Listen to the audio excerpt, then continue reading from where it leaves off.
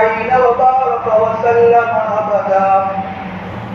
لا سيما على أولهم بالتفضيل أمير المؤمنين أبي بكر الصديق رضي الله تعالى عنه وعلى أعدل الأصحاب أمير المؤمنين عمر بن الخطاب رضي الله تعالى عنه وعلى جامع القرآن أمير المؤمنين عثمان بن عفان